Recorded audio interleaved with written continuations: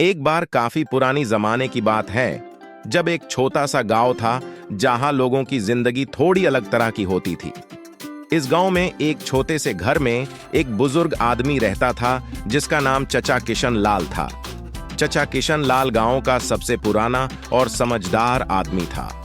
उसके पास हर तरह की कहानियां थी जो वो बच्चों को सुना सुना कर उनकी सोच को तेज कर देता था।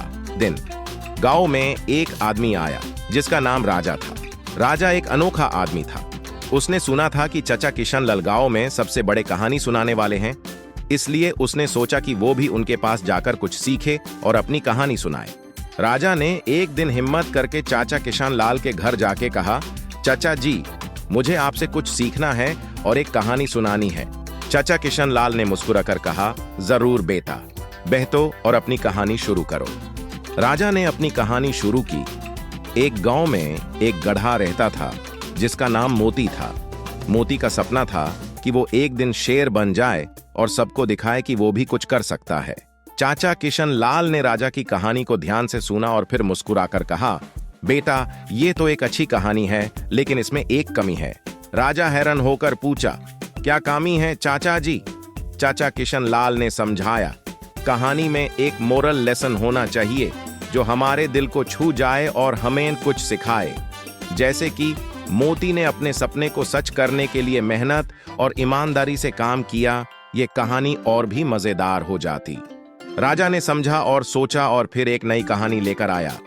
इस बार उसने एक कहानी सुनाई जिसमें एक छोटा सा कौवा था जिसका नाम चिंटू था। चिंटू ने एक दिन एक अंगूर की दुकान से अंगूर चुरा लिया। जब उसका दोस्त उसे पूछने आया कि वो कहां से अंगूर लाया, तो चिंटू ने झूठ बोला और कहा कि वो आसमान से लाया है। चाचा किशन लाल ने राजा की कहानी को ध्यान से सुना और फिर मुस्कुराकर कहा, बेटा, ये भी एक मजेदार कहानी है, लेकिन इसमें भी एक कमी है। राजा फिर से हैरान होकर पूछा, क्या कमी है इसमें चाचा जी? चाचा किशन लाल ने समझाया, बेटा, झूठ बोलना बिल्कुल भी ठीक नहीं है। हमें हमेशा सच बोलना चाहिए, चाहे वो कितना भी मुश्किल क्यों ना हो। इससे हमें सच्चाई और ईमानदारी का साथ मिलता है। राजा ने फिर से समझा और सोचा और फिर एक और कहानी लेकर आया। इस बार उसने एक कहानी सुनाई जिसमें एक शेर था जो अपने दोस्तों को बचाने के लिए अपनी जान की कुर्बानी दे गया। चाचा किशन लाल ने राजा की इस कहानी को सुना और बहुत खुश होकर कहा, बेटा, ये तो सच में एक दिल को छू जाने वाली कहानी है। इससे हमें ये शिक्षा मिलती है कि असली दोस्त वो होते हैं जो मुश्किल वक्त में साथ देते हैं।